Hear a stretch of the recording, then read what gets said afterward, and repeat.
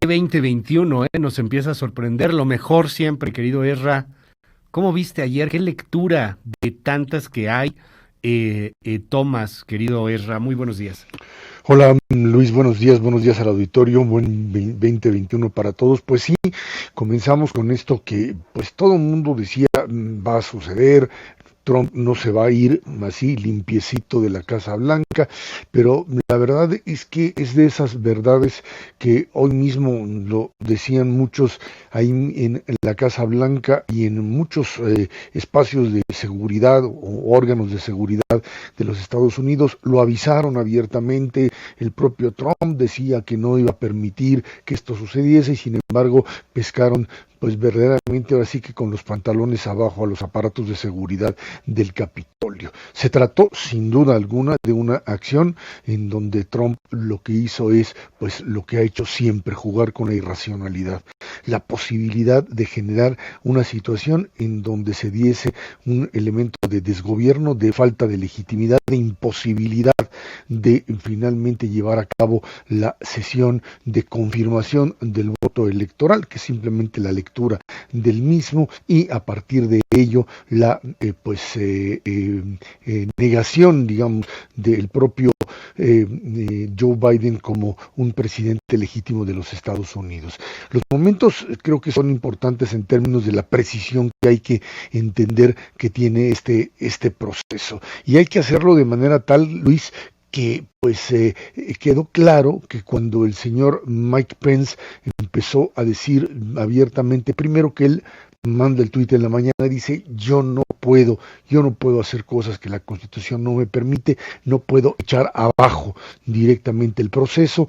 Esto hace que ya las turbas, o la turba más bien, del propio Trump empiece a organizarse para entrar, y en el momento preciso en el que el propio Biden e incluso el propio Mitch McConnell, el líder de hoy será minoría, pero era la mayoría en el Senado, dice abiertamente esto se acabó, ya no hay nada que hacer y empecemos a pues ratificar los votos electorales. En ese momento esta turba decide entrar y pues prácticamente destruir, hacer pedazos al propio Capitolio, o sea, la institucionalidad como tal. Y en medio de esto hay personajes que desde dentro, y eso es lo más grave, por eso se habla de un intento golpista, desde dentro estuvieron fomentando que esta situación de desgobierno, de falta de legitimidad, se produjera de una manera muy clara. Y son Ted Cruz, por supuesto, y Josh Hawley, que es dos senadores que de una forma muy clara estuvieron incitando, tanto Hawley como el propio Cruz, a convertir en un verdadero teatro al propio Congreso, con argumentos que lo que hacen es prácticamente pues doblar la ley para quitarle al propio ciudadano norteamericano el derecho a elegir.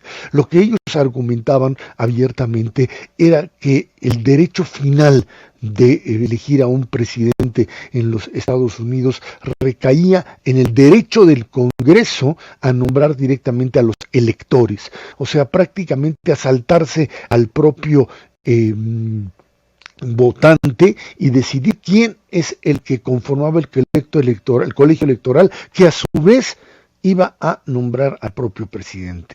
Prácticamente esto, pues lo que hacía era echar a un lado, quitar a al propio votante norteamericano de la fila de aquellos que finalmente tienen el derecho y la obligación de nombrar a un presidente. Lo hacían con cualquier tipo de argumentación con respecto a que si la constitución local de Pensilvania lo permitía o no lo permitía, o que si había pues delegados falsos. Hay que recordar que todo este proceso que se hace el día de ayer, lo único que tiene como forma democrática es la de ratificar que aquellos delegados, aquellos electores que enviaron el papel son electores reales, porque se dio una situación en donde hace 1876 habían falsificado, digamos, el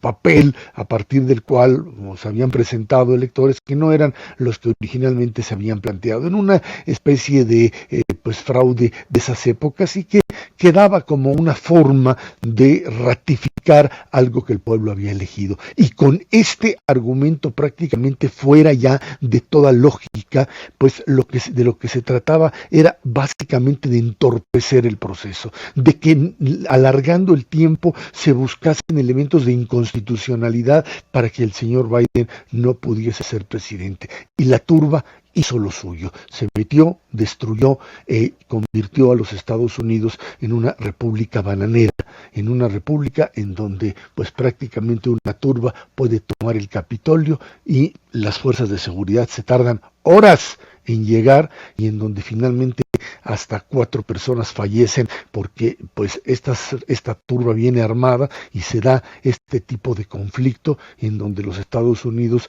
pues quedan ahí como una fotografía. Creo que esta es la figura importante, Luis, la fotografía que tiene los Estados Unidos como el país que dejó Trump, así lo dejó.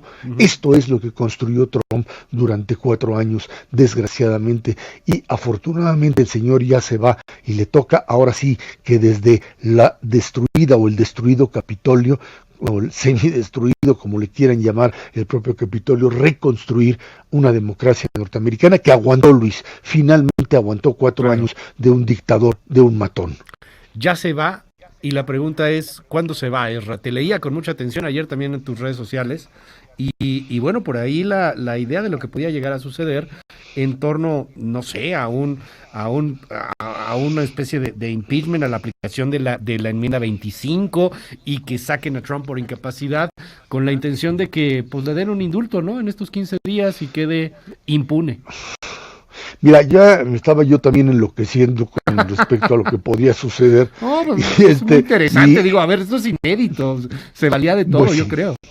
Yo creo que sí. Una de las jugadas que yo pensaba podría ser el racional de Trump en ese momento, Luis, era que el señor finalmente, después de lo que sucedió ayer, el señor decidiese que renunciaba ante la locura de que se estaba planteando la enmienda 25, que es decir, el presidente está loco, está incapacitado y hay que quitarlo. Lo quitan, y entonces por 14 días el señor Mike Pence se vuelve presidente, y entonces Pence le da el indulto y ya toma posesión Biden el día 20, y el señor Trump ya no puede ser juzgado.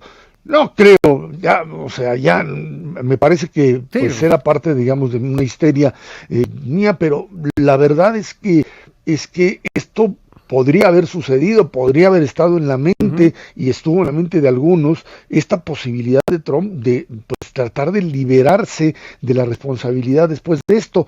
Quizá esa es la lógica, sería un poco más racional, porque bueno, por lo menos lo que quiere es no irse a la cárcel, porque además lo sucedido ayer, donde él asusó a esa masa para que fuese a tomar el lugar, Luis, eso puede ser una causal para irse a la cárcel por sedición, por levantamiento, por traición a las instituciones. Pero bueno, y pues ahora yo no sé si eso va a suceder, no sé si Trump estará en esas condiciones, o si prácticamente ayer, cuando finalmente esto se produce, porque Trump llama a que se vayan ya sus insurrectos a la casa, porque probablemente le dijeron que vas a ir a la cárcel ahora sí seguro. No lo sé. Y lo hace en un video, por ejemplo, en donde en el mismo video de duración de 1 minuto que suben a Twitter, él sigue llamando, es que yo sé cómo se sienten ustedes, yo sé que hubo un fraude y que nos robaron la elección, pero váyanse a su casa. O sea, aún en ese momento, y después de que el presidente electo Pence, Biden lo estaba pues llamando a que diera la cara, y al final pues le terminaron suspendiendo el Twitter. Entonces la agenda del presidente Trump hoy es que no va a salir, que no va a decir nada.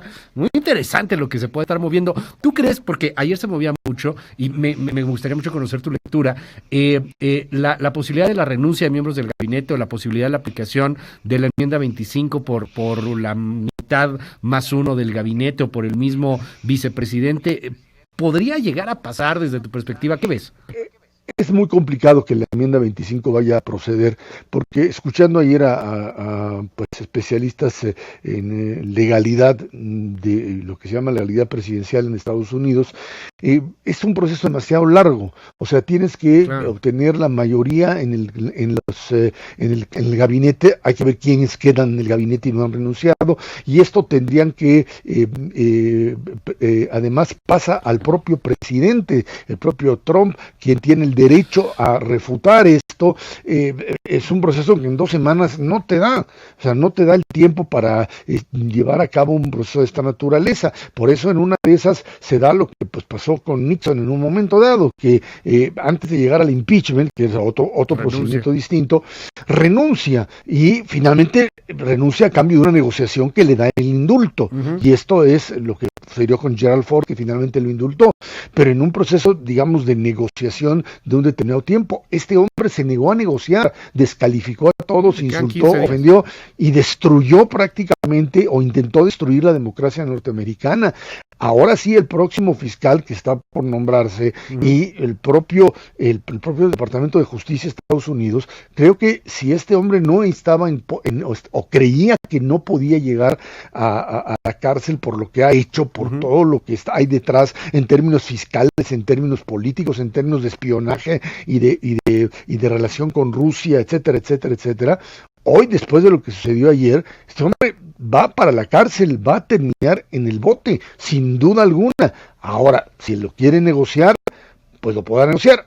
Acabo de leer en esos momentos que decía que ya la transición iba a ser pues finalmente ya muy ligerita, tersa, ya estaría tranquilo, y supongo que estará en ese tipo de negociación. Es un negociador, está totalmente deschavetado, está loco, es cierto, pero no totalmente, digamos, desubicado de la realidad. Claro. Sabe muy bien, Luis, sabe muy bien que lo pueden meter o que lo van a meter al bote, y en una de esas termina diciendo, bueno, parémosle aquí y entremos en la negociación. Se me hace a mí que llega demasiado tarde a este proceso. Si esto lo hace un par de semanas o 3 semanas o en principio de año o a fin del pasado, probablemente hubiese tenido mayores canicas con las cuales negociar. Hoy creo que no hay quien lo quiera escuchar, y a ver si puede negociar algo. Ezra Shabot, un gusto siempre poderte escuchar, te mando un gran abrazo, Ezra. Gracias, igualmente, buen año. Y buen año, siga usted a Ezra Shabot.